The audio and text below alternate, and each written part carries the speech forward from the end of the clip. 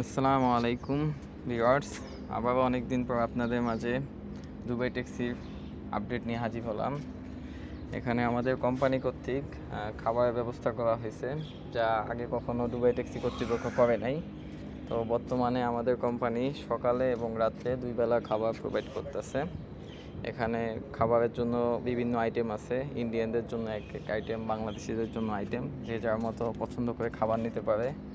Plus এই খাবার দেওয়ার কার্যক্রম, খাবারের কোয়ালিটি, প্লাস খাবারগুলো একবারে টাটকা গরম থাকে।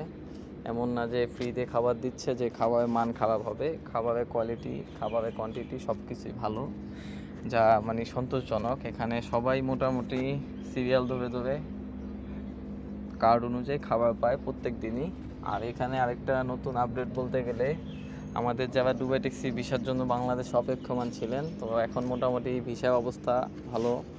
অলরেডি এই 14 দিনে প্রায় 150টা ভিসা হয়ে গেছে, আরও 480টা ভিসা পেন্ডিং আছে। আমাদের যে বস কামাল ভাই, উনি অনেক অক্লান্ত চেষ্টার মাধ্যমে আমাদের ভিসাগুলো সচল করেছে। তো আমিও মোটামুটি 2 মাসের মধ্যেই সকল কার্যক্রমগুলো স্বাভাবিকভাবেই দেখতে পাচ্ছি, যেগুলো আগে দেরি হইতো।